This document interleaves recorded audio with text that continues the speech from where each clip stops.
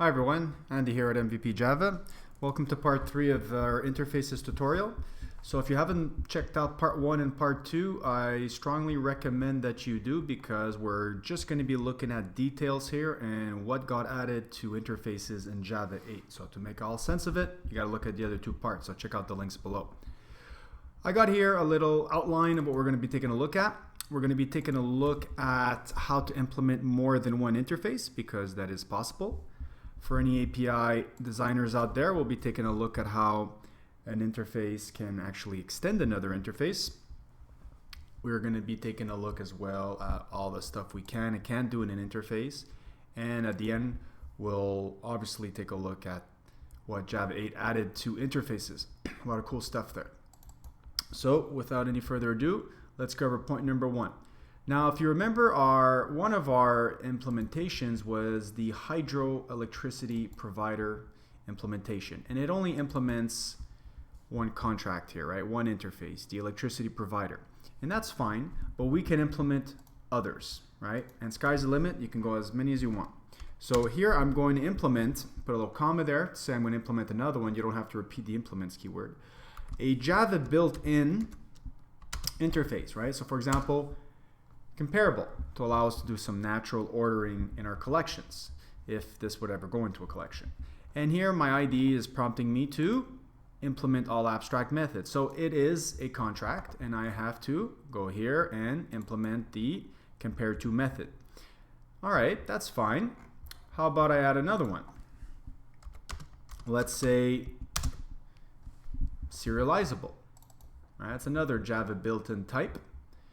Thing is the IDE is not prompting me for, me implementing abstract methods, and the reason for that is that serializable is different. There's not many of these. These are called marker interfaces, and it signals, or it signifies, that you're of a certain type, in this case serializable, and that you can partake in this serialization process. So in essence what that means is that you can be persisted, for example, to a file. Okay, so if you would ever want to persist this file or persist this object state, you can do that. If you want to read up on how to do that, you're eventually going to come across the serializable interface. All right, so it says you are of this type. That's enough, right? That means you want to partake in this process called serialization.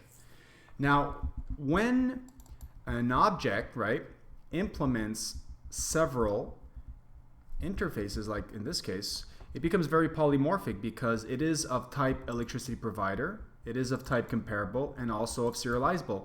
And none of these interfaces, if you look at the can-do behavior, they don't have really anything to do with each other. One has to do with providing electricity, another one has to do with sort of like natural ordering, and another one has to do with persistence. And that's the beauty of interfaces, is as soon as you implement them, you are saying that you can do these things. So it's very descriptive, and it's also very polymorphic now, because this object, once instantiated, can be passed in to different methods, taking in these types as its arguments. It can also, in this case, serializable, partake in the serialization process, right?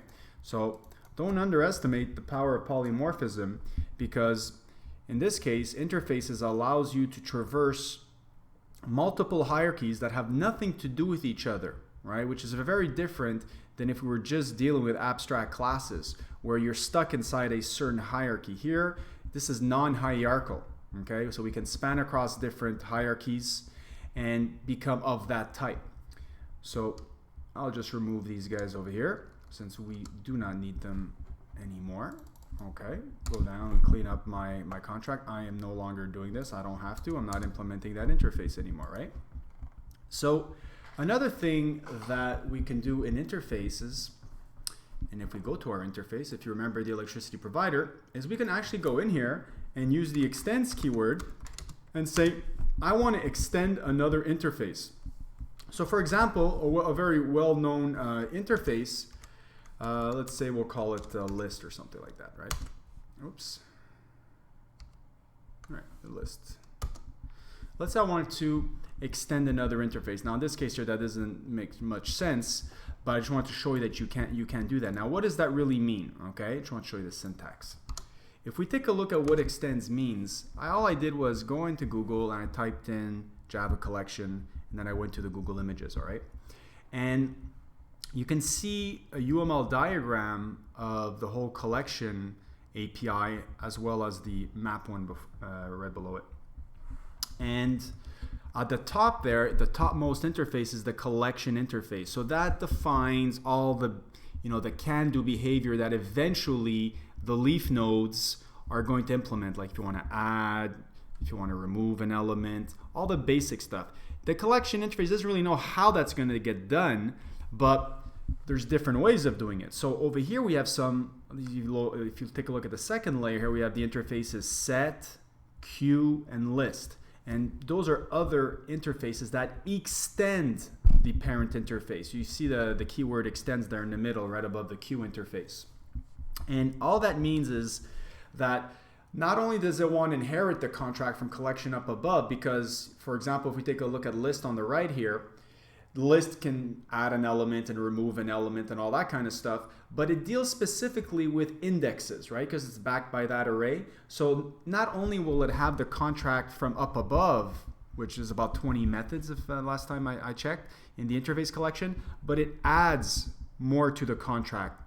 There should be about 4 or 5 extra ones in list because there's stuff dealing with indexes in there, all right? And then it's up to the implementation classes like you see on the bottom there, more of under the list like vector and array list to implement that functionality. You actually instantiate the vector in the array list or the stack. And if you take a look at the left, the set might have some other methods as well. It might do things differently. So lists allow duplicates, sets don't, and so on and so forth, different behaviors. So it allows you to concentrate on the behavior specifically for a data structure that takes duplicates versus one that doesn't, versus one that takes a key value pair like the map at the bottom, versus one that uses an index to position the data in a backed array, all that kind of stuff. And you can pass those interfaces around in your method signatures, or you can go all the way up the stack here in the case of the set, queue, or list and pass in a collection and anything will go in, okay?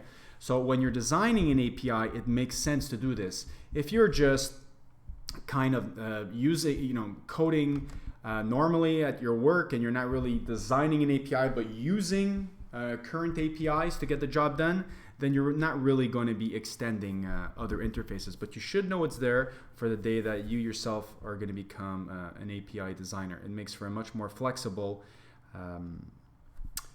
design, okay?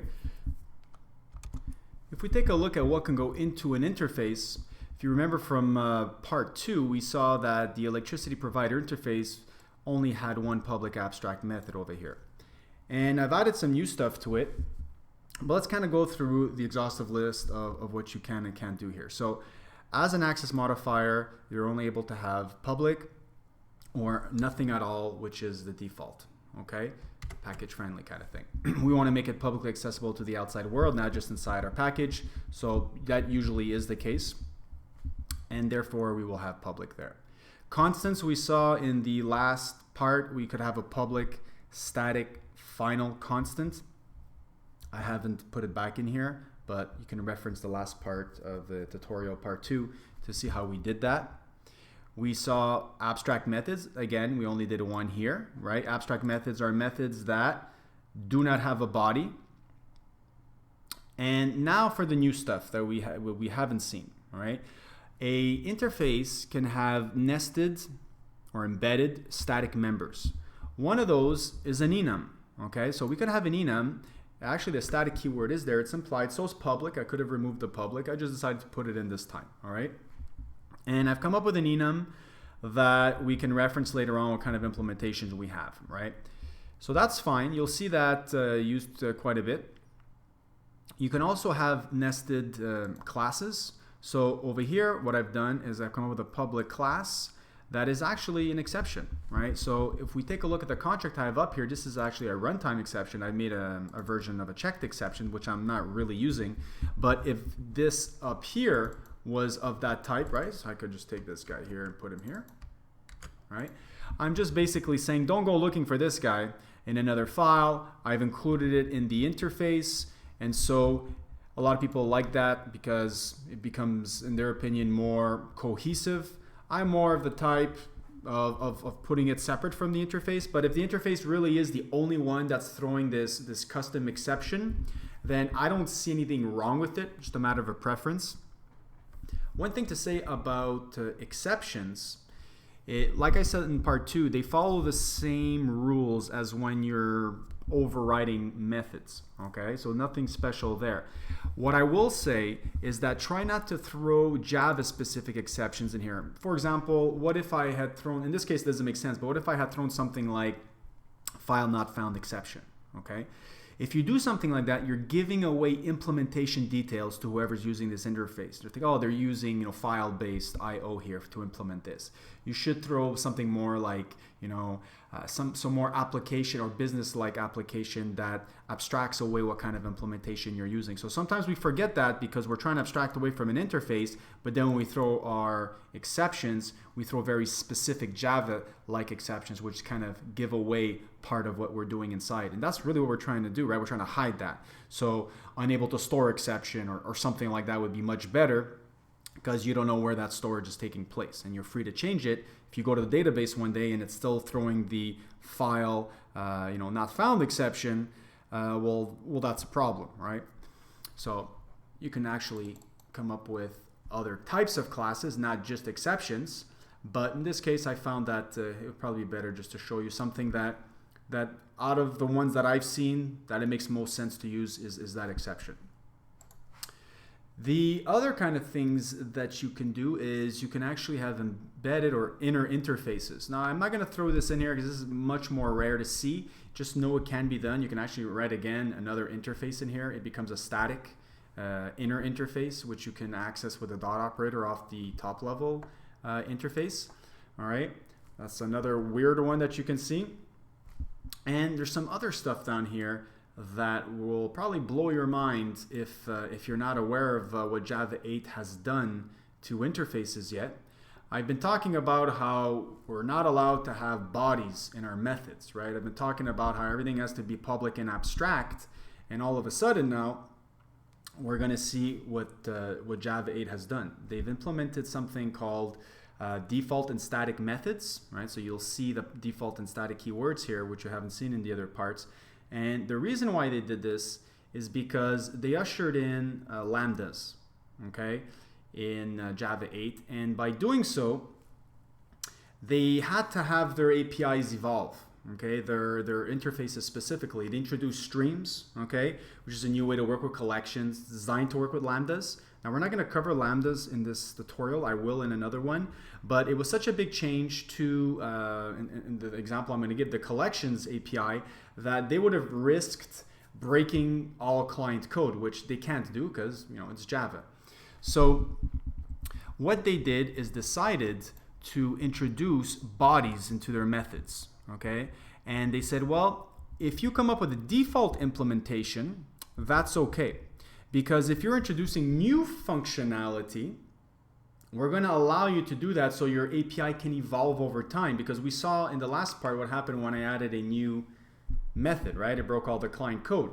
Well, now that's not the case anymore. If I add a default method and I come up with anything, for in this case I said is environmentally friendly. So maybe we designed this interface like 15, 20 years ago, and all of a sudden the environment became a very big deal, and people, the application you are running on gave some discounts on if you're environmentally friendly. So for example, that guy running on a treadmill or something like that, or the hydro implementation versus like nuclear or coal powered or something like that.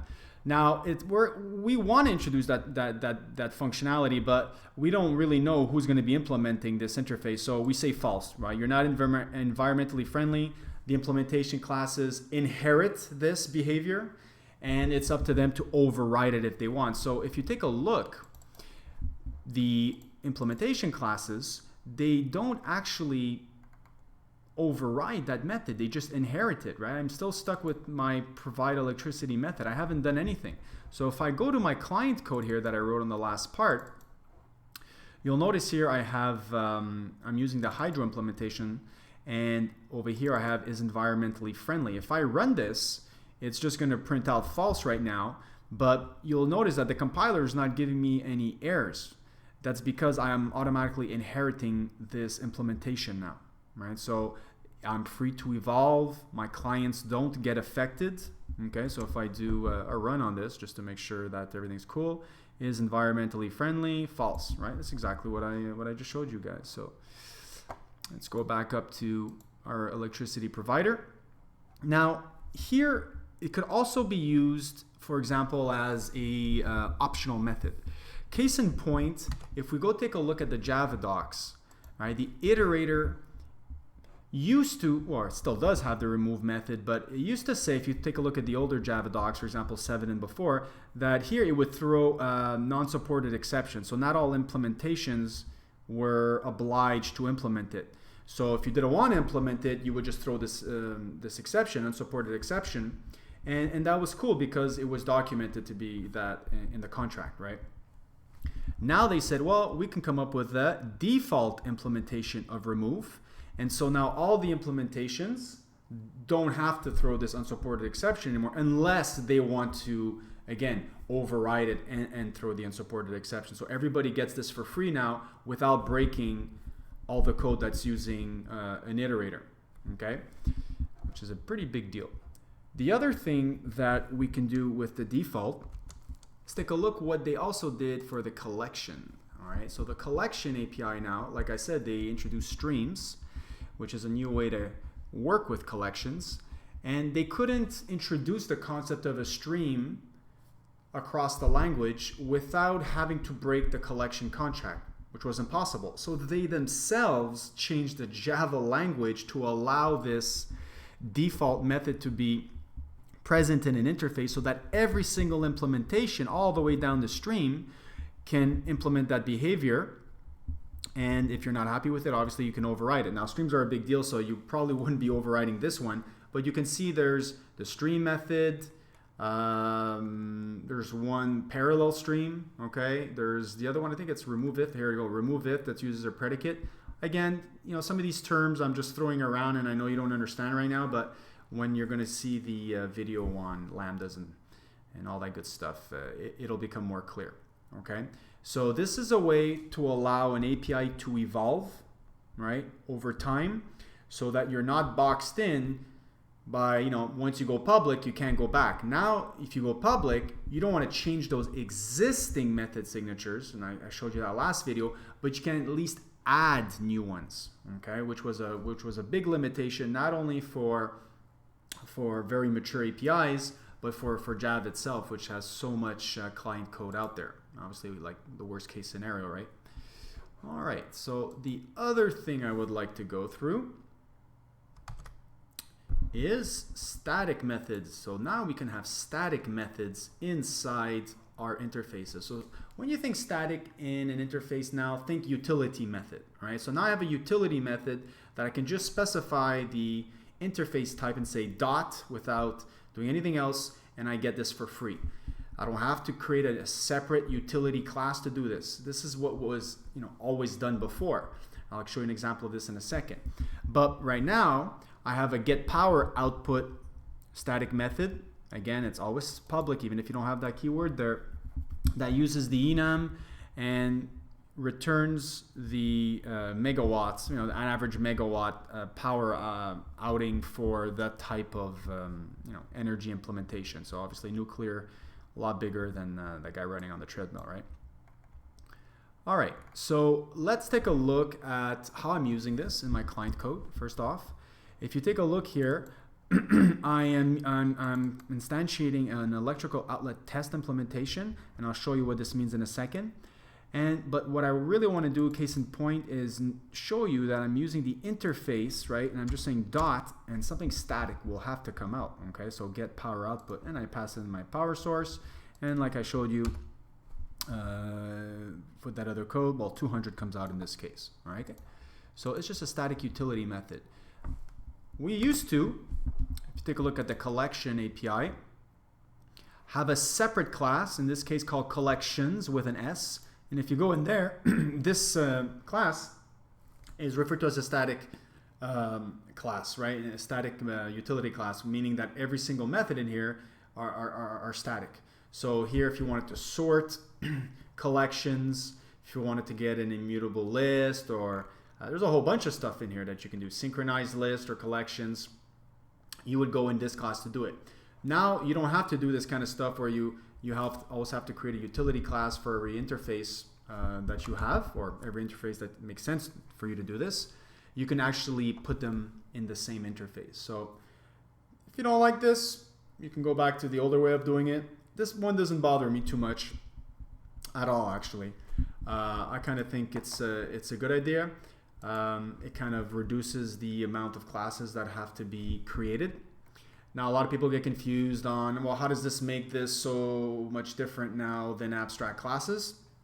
That could be the topic for another video, but the thing you cannot put in here are instance methods, right? So, you know, this has, well, that are non-default. So you can't take out this default keyword here. That doesn't work. It has to be default or it has to be static. You can't have regular instance methods. So a lot of new stuff got added there. So we really have one last thing to show over here, but just before we do, I just want to say that whenever you see a switch or a whole bunch of if, else ifs, it's not really the way to go. I did this just for the example. I'm going to show you guys in another video how to make this much more maintainable. We should be replacing this really with polymorphism, okay? But just want to point that out, that if you see code like this, check in with me here on the channel, and I'll show you how to fix that up real nice. Okay, last thing that Java 8 added, right? Because we were talking about, you know, that lambda stuff, and I said I really wouldn't cover it, there is something I have to cover that's related to that. And that is, whenever you just have one public abstract method, you are considered to be a functional interface, okay? So, well, you have to say that you're a functional interface, but a functional interface really just means that. The term means you just have one public abstract method. Irregardless if you have a default method or more than one, or a static method in there or more than one, or both of these, that doesn't fall into play, okay? It really has to be the public abstract methods we're talking about here. So if you only have one of these, then you can actually put this new annotation called a functional interface, okay? So a functional interface here really is the compiler saying, I'm going to check and make sure that you only have one public abstract method. Now you might say, what's the big deal, right? Well, the big deal is now you can actually use this interface, or an implementation of one, as a lambda expression. So this is what that weird stuff was when I was creating my test implementation. Remember I said we can be more flexible if we're hiding behind an interface. I could come up with a stub or a mock, or in this case I'm using a lambda expression to actually instantiate an implementation and hard code returning an electricity object, right? Just to get the ball rolling, just to stub it out. So if that looks weird to you, it's because it's the first time you see it. Yeah, it did to me too. And I'll explain all of that good stuff in another video, but it's just to showcase that when you are a functional interface, if you annotate it as such, you can be used as or in a lambda expression, okay? Now, if I come here and I add another public abstract method, well, this guy's not happy, okay? Because I am no longer a functional interface. So if I come up here and say, okay, let me comment you out, all right? Now, all my implementations are not happy and my client code is not happy because the contract just got changed, right? Now these guys have to implement get power source details and they have not. Now I could get around that and say, well, what if I put that as default and I return some default power source? Then the problem will go away, just like I was showing you for the default over here. But that's not really what I'm trying to achieve here, right? So I'll put that back. One last thing on default I want to say is that you shouldn't be using this out of the gate, right? It's not meant for you to come up with default implementation of all your methods. It's meant to keep in your back pocket for the day that comes that you say, uh-oh, I forgot to add. I should have added that method, right? A long time ago, I didn't know. So you have an evolving API case, and so that's a good candidate for adding the default. Or like I said, if you really want to go the route of an optional method, but you know, you can get around that by extending an interface and coming up with that separate functionality. All right, so what's this guy complaining about here? What's the big deal over here? All right, let's take a look at what he's complaining about. So return electricity at throws clause. Oh yeah, because I changed that. I had changed that. What do you call that? That interface type before. Remember when I was showing you guys the this guy over here, right? I want to throw the no electricity runtime exception. That's why I didn't want to go the checked exception route for the tutorial, because then you got to put try catches all over the place, and it's quite the pain.